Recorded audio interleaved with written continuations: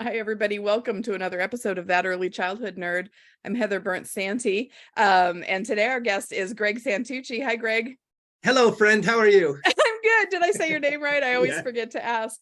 So this is the second time you've been on the show. I had so much fun the first time, and I know that you are so busy that I just appreciate you coming back on. So Greg, tell folks who you are and what you do, and then we'll jump into our conversation. Well, I'm Greg Santucci. You said it right. I'm a pediatric occupational therapist, and I'm to the point now in my career where I can actually measure it by centuries. I've been doing it for a quarter of a century. That's how old I am now. Most important credential, I'm the dad of two amazing teenagers. In fact, this is the day we're recording. This is the day after my daughter's 16th birthday. So happy birthday to her. Yeah. My son is 14. But I own a company called Power Play Pediatric Therapy. I have been dedicated to pediatrics my entire career. I have worked in the schools my entire career. So that's very important to me. I'm very focused on amplifying the voices of neurodivergent people in this conversation so that we as professionals can improve our practice. I am certified in something called sensory integration. And now that sensory is a buzzword. I love the fact that we're adding sensory processing into the conversation about regulation and co-regulation and stress responses. So that has kind of guided my practice. And I just absolutely love talking about this topic. Yeah, I love reading all your stuff. At the end, I'll let you give a plug for where people can find you, but I'll just say here that your Facebook page has been really informational for me. And today's the anniversary. Validating. It's the 3-year anniversary today, and we're just about to hit 70,000 people. So my God, happy anniversary. Hey, that's thank great. You. Yeah. Yesterday was the 7th anniversary of the podcast. So it's a big anniversary weekend. Okay, so everyone who listens knows that we usually start with a quote, and I don't really have a formal quote for this one. But a couple of months ago, Mike Huber and I, and now I'm not going to remember Anna's last name, but she was Mike's boss at the time. Anyway, we recorded an episode about compliance and co-regulation, and ABA came up in the conversation. And I got a lot of listener feedback asking me to reconsider my position and to not be so hard on ABA because there were things I didn't understand about it. And also because it's the only thing insurance pays for, so it's parents' only choice, and we can't put them in this weird position by calling it child abuse and then sending them out to have that as their only choice. So I thought, who better to come and help me process this than you, Greg? So I want to make sure that we get to at some point some of the options, that idea that parents don't have another choice. Because parents do have a choice, and hopefully at the end of this they'll realize that an educated parent is a powerful resource, and can help guide their choices. Yeah. Yes. So but I think I'm going to try and hang on to that for the end of the conversation. So first, let's just talk about ABA and why it's sort of being called into question now after so many years of being the shit. Right. No, that's it's fair. Oh my gosh, for so long it's been labeled the gold standard, and I don't know how that that's the phrase I was comes about. You can say the shit. That's anyway, I don't know who the gold standard committee is to that gives that definition. But where it came from, if you look at the history, autism was thought of differently back when this came around. We have a much different understanding of what autism is than when all of this really started to surface. Even if you go back to the 1987 study that Lovas did, back where they said, yes, you need 20, 30, 40 hours a week of this thing called ABA. If you go back and look at that study, and I read that study from time to time just to keep it fresh in my head. Yeah. That it was a study of 19 kids. They were all boys, I believe, which is interesting because so many more girls have received a diagnosis of autism, and autism presents very differently in girls. So we just learned more about it. But those kids received 20, 30, 40 hours a week of ABA for 2 to 6 years. Yeah. Like, it was a long time, which even just hearing that, it's like, ugh. And then what the outcome measure, and I'm cheating because I have it here in my notes because we constantly remind it, 47% of the children became what they labeled indistinguishable from their peers.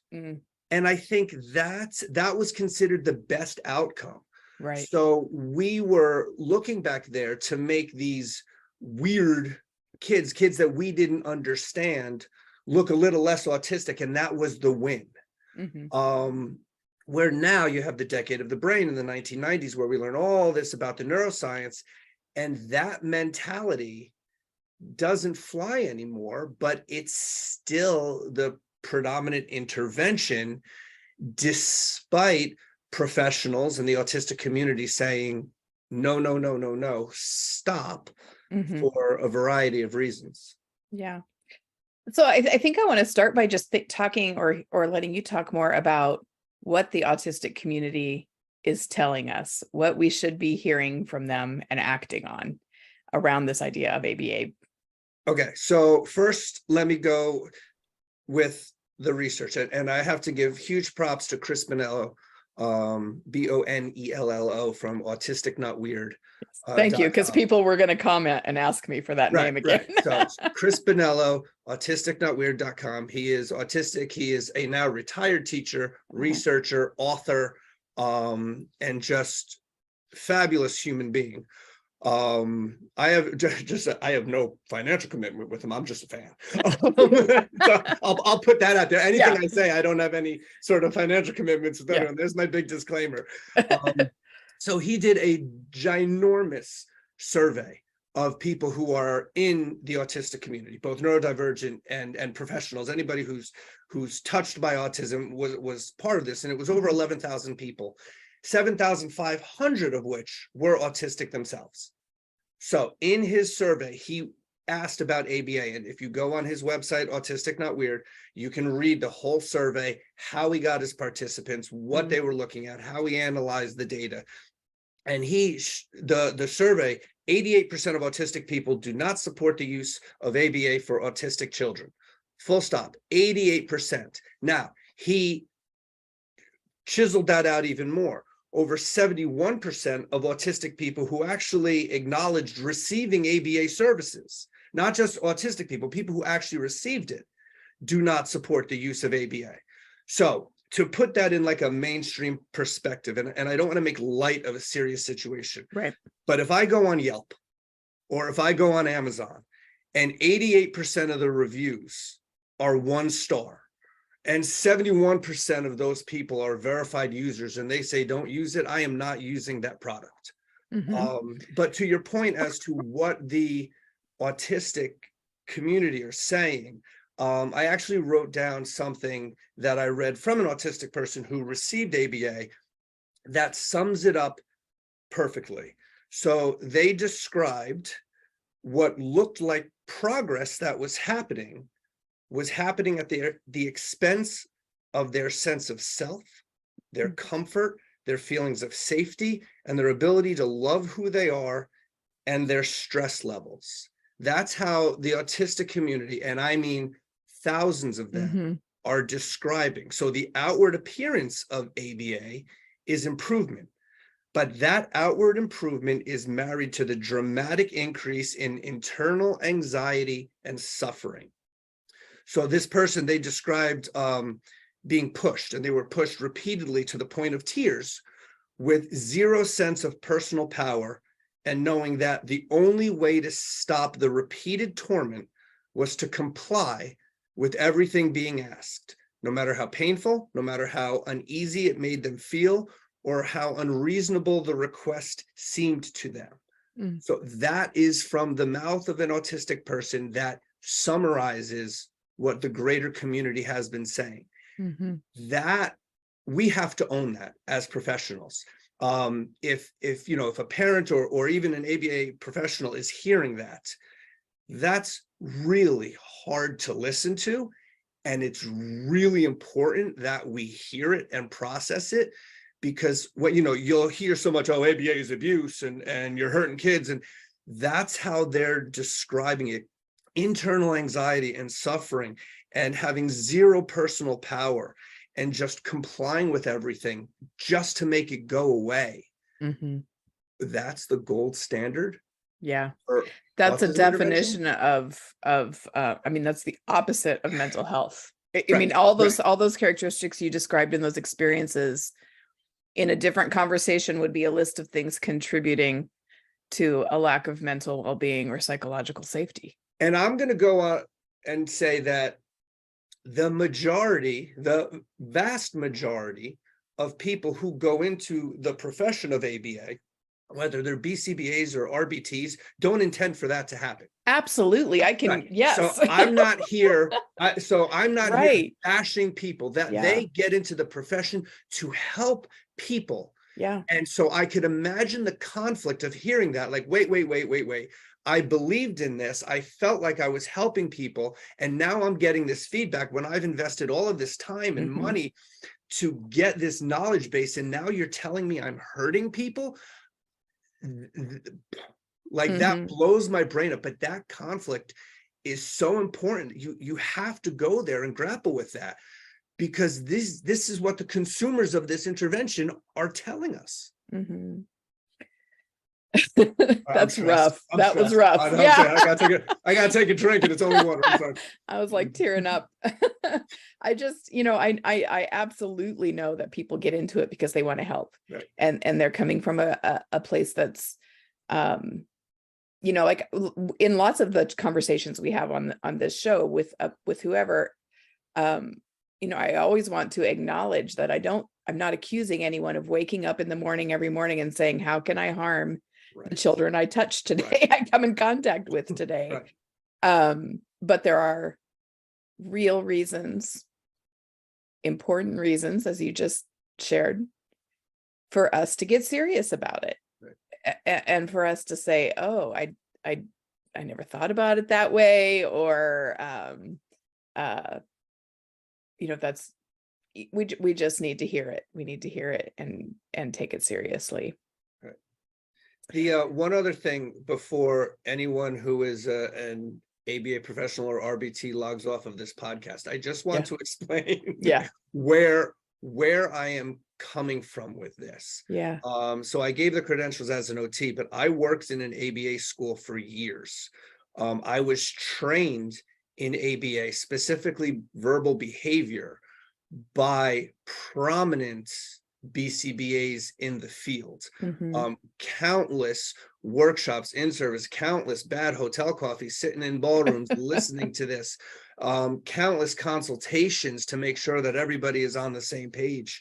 I was also fired from an ABA school because I had to call the state institutional abuse line for the things that I were seeing that were just not okay. So I was in this training and watching it go down on a day-to-day basis for years. So it's not just some guy on Facebook. I was in this. It made me sick to the point where I actually had to speak up. It financially almost ruined me, getting fired from a job just because I felt like I was doing the right thing. But the simple fact that so many of these, for me, these kids that we do this to, can't speak up for themselves and can't advocate for themselves. And you see what goes on when the school doors close every day. It's horrifying. And this coming from somebody who 100% of my treatment sessions as an OT are observed by parents. I want people in the room. And I hear so much that kids are just dropped off at these centers and people can't watch what's going on. They can't watch the whining, moaning, crying, uncomfortableness of their children as the ABA professional goes for errorless teaching. or does pairing to get instructional control, or withhold something they really like until the kid complies. That's what the autistic community is saying. No, no, no. Those little things are, to the ABA community, are huge things for the people that it's happening to. Yeah. So, you know, we didn't really define ABA. We kind of just jumped in, assuming everybody would Right. know. But do you have a quick description, definition? Quick description. It's operant conditioning. Yeah. It's you know, rewarding behaviors you like and not rewarding or punishing behaviors that you don't like to get the desired outcome. How's that for quick? Yeah. Yeah. They and of course, if they're still on, they're like, no, it's so much more than that. Yeah. It is operant conditioning. And that's the long and short of it. Yeah. But we're such a behaviorist culture. Right. I mean, as a whole, it's what we've all been raised on. It's what instinctively feels right? It feels like it makes sense if we, you know, reward the positive and have something negative, you know, punish, whatever euphemism we're using for that punishment, consequences or whatever, for what we don't want to see. It makes sense that should, you know, get us the desired results. And that's really just not how the human brain works, or the body works. That may have been how we were parented. Yes. Which that's what I mean. Like, yeah, culturally, that's just, and we have this American idea that, well, we can't just let people get away with things, you know? It's fun. It's fun. And I'm smiling because I literally just had a conversation with my dad about this last week. Yeah. About how, well, obviously you have to take away his phone. Like, you have to take away his phone. And I'm like, wait, you raised me? Like, don't you follow? Yeah. And it's so funny how we withhold something that they really like in order to get the desired. So I asked him, I said, well, who does that work for? And he said, well, it works for me. I'm like, yeah, exactly, but it's not working for him. So if you want to piss the kid off or make them not trust you, or you know, if you get into more of the typical teenage world, which is I am, if you want to make them hide things from you and start lying to you, in order so that they can still continue and not let you know, then by all means take away their phone. But if you want to make durable changes in behavior that are healthy for both parties, please be more collaborative and respect the brain of the person you want to take away the phone from. I think it's extremely ableist of us to use all of these tactics and the way that we were raised and everything, and not acknowledge the neurodivergent brain in front of us, to not acknowledge their unique sensory profile, how they experience the world, to just assume, okay, this is what was done to us, this is what we've done forever, so therefore this is okay, I think is really problematic. Yeah. And the whole idea that it puts the entire burden, well, first of all, just the assumption that they need to change because they're different from us is a huge problem.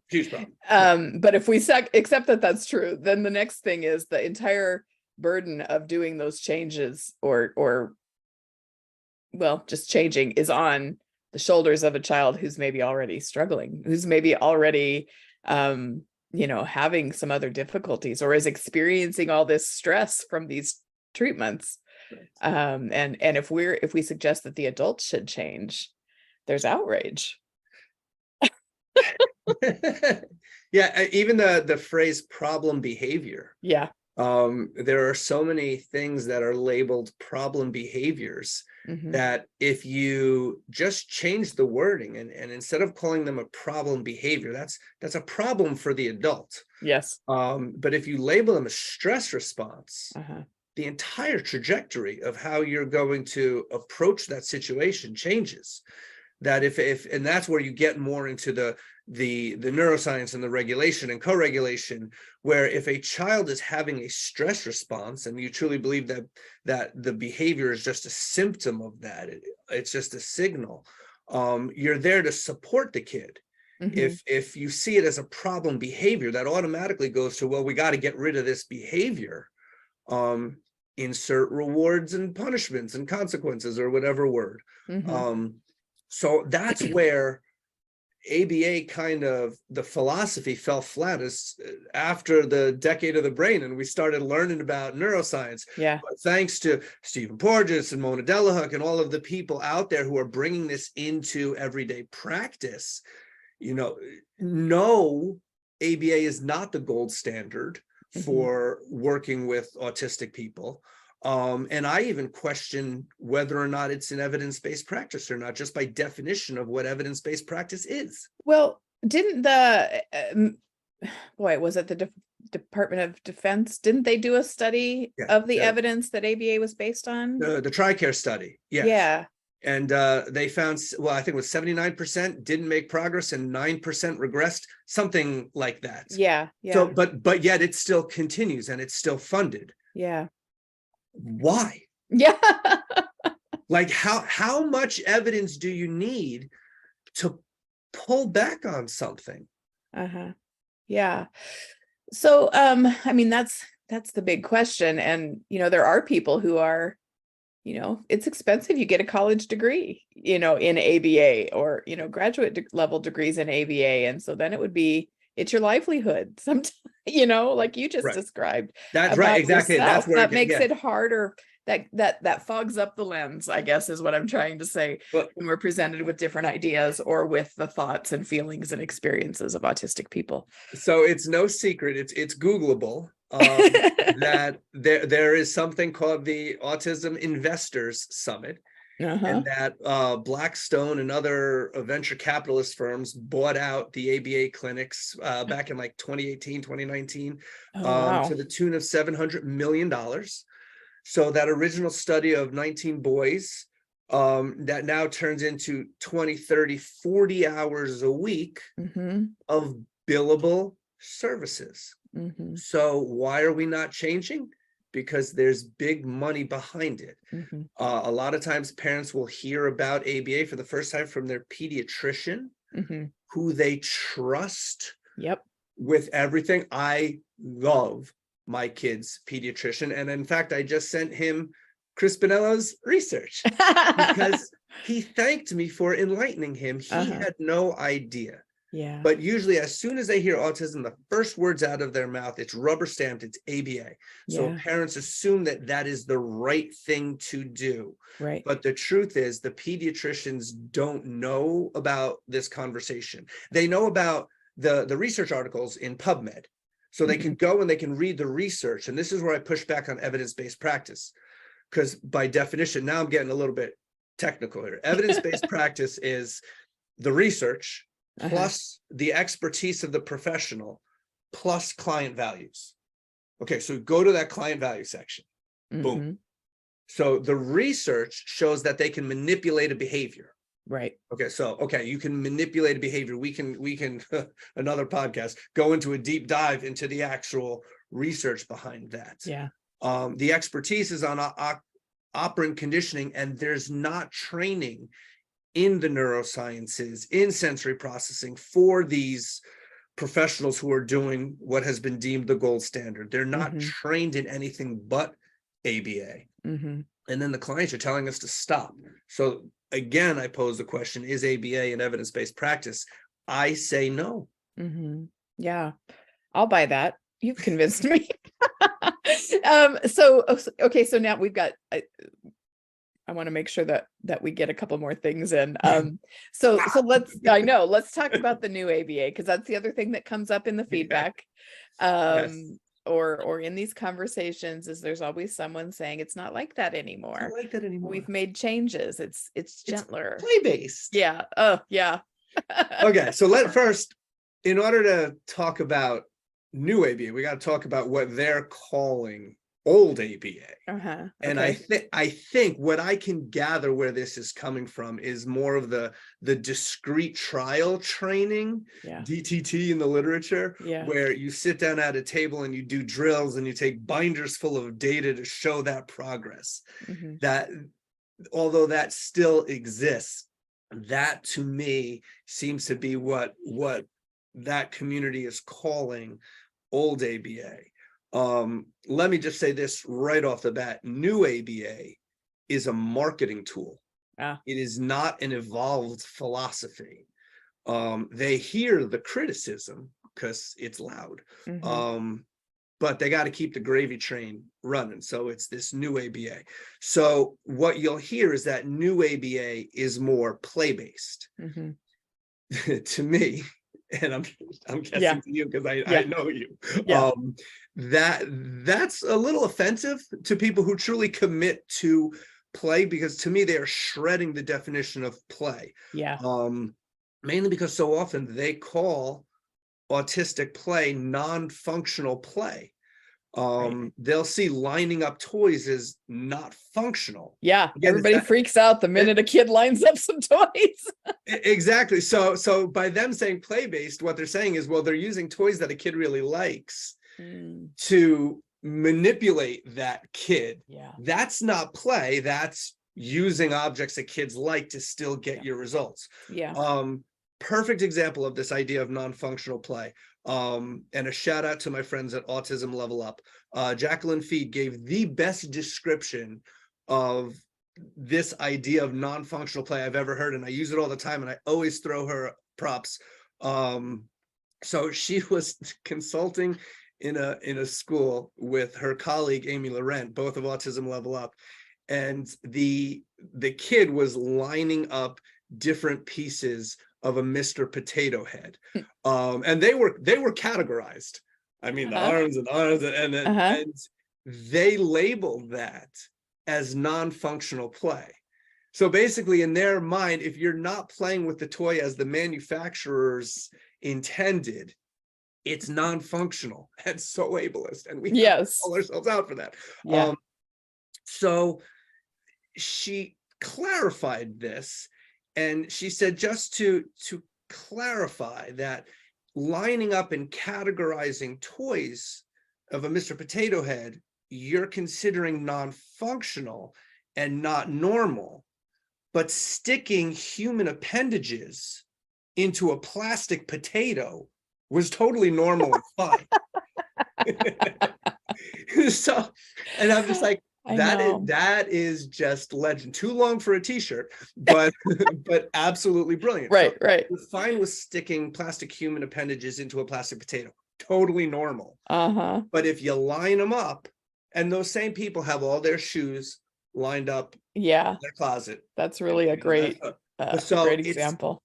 So that was it's new ABA is just a soundbite, a marketing tool, because they're hearing the criticism and they're trying to, get on the floor more and do their trials in a more natural setting. But to be clear, their education has not changed.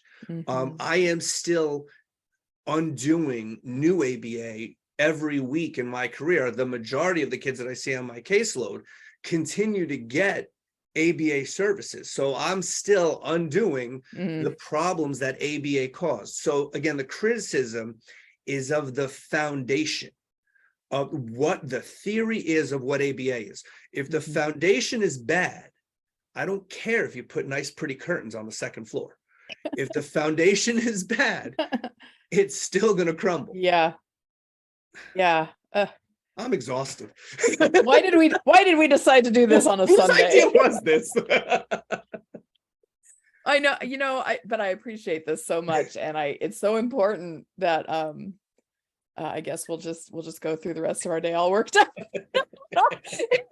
But so now I want to ask, because I think, I got this in feedback, but I've thought it myself, like if this is the only option families feel like they have, and I'm telling them it's harmful, potentially harmful, harmful. I don't know why I thought I need to throw a modifier in there.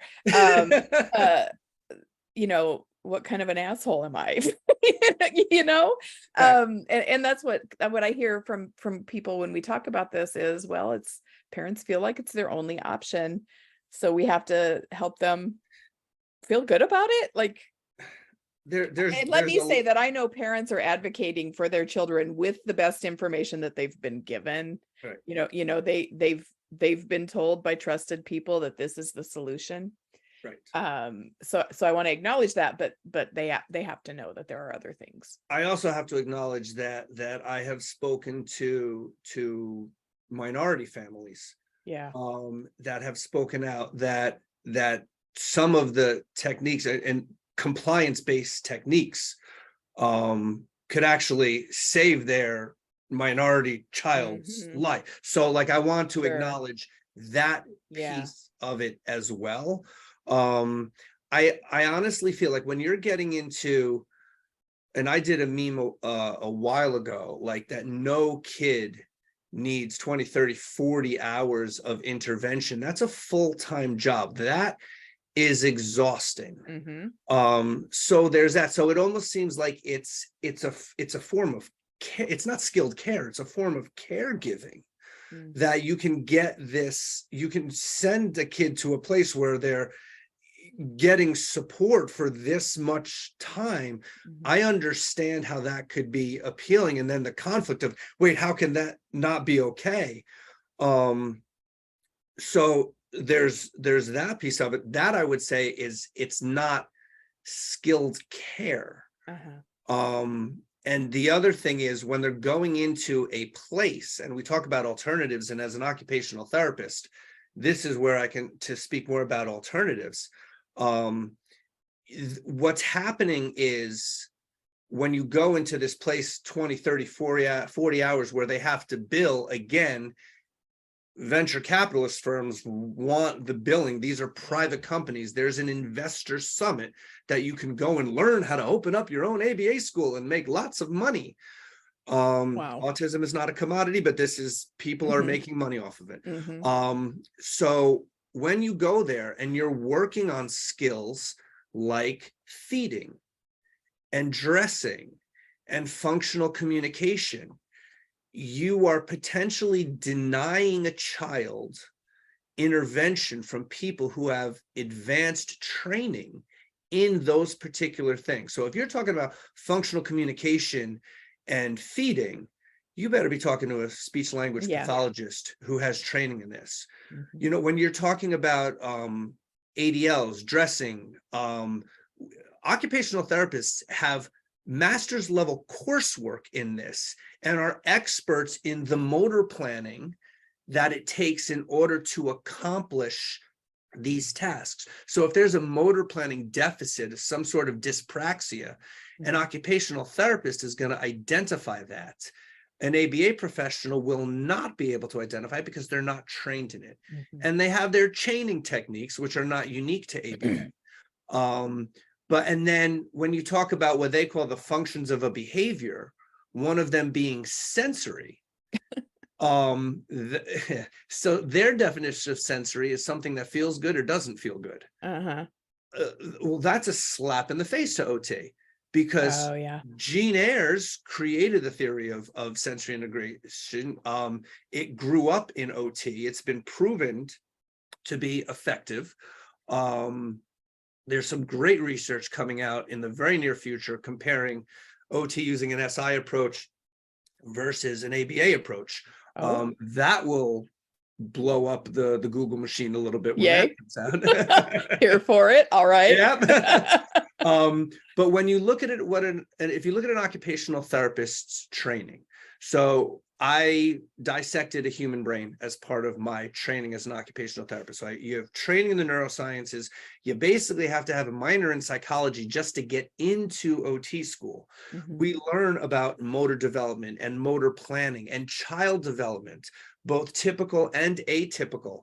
And then all of the coursework that we do on activities of daily living, brushing teeth, getting dressed, all the fine motor aspects with buttons and zippers and snaps and all of that.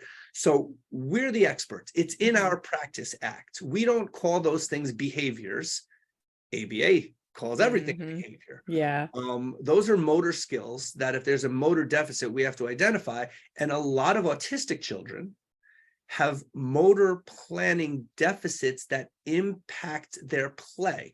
So I've seen many autistic children run up to a swing and want to get on it, but they don't know how to get on it. So they run to something else. So if you could, catch them in that moment when they run up to it again and be there to show them the motor plan, the joy of what they originally wanted to experience can happen. I don't have to force them. I just have to be there with them. And if I'm taking data, if I'm running after them with a notebook, I'm not connected to that child. I just have to the notebook is a barrier automatically. The data collection. How much do they force eye contact on kids? And they're in their notebooks taking data points. So can you explain, you talked about motor planning, and I think this is something that I've learned, I guess, recently. Like, I had no idea occupational therapists worked with anything other than adults who need to get back to work after an injury or something like that. So about 5 years ago really is when I first started hearing and learning that, this is so relevant to the work I do as an early childhood person, not for every child that I'm, but especially with these things that we find challenging. Right. And someone explained to me once, and I can't remember it, so I'm going to ask you to explain it again, the motor planning that goes into a child sitting on a chair. Oh my gosh. because we're going to reward or punish them for their mealtime participation or whatever. But if they aren't, if there's some problem with that motor planning to get in the chair, the reward doesn't matter. Do you know what I mean? 100%. So I'm going to get a little nerdy here. Perfect. I feel like I'm in a good space for that. Right? Yes. So instead of calling it motor planning, let's call it praxis. Yeah. So you talk about dyspraxia. Yeah. So praxis, I've learned it, and some people say 4, but it's 3 components. Ideation, which is coming up with the idea of what to do. You see a playground, I'm gonna go towards that slot. That's my idea. Yeah. Then the motor planning, figuring out what you need your body to do and your brain to do in order to make that idea come to fruition. So ideation, motor planning, and then the actual execution of that motor plan. So bring that into sitting in a chair, assuming that there's something really good happening, that they're motivated to sit in a chair, which I can't necessarily guarantee. Days of the week.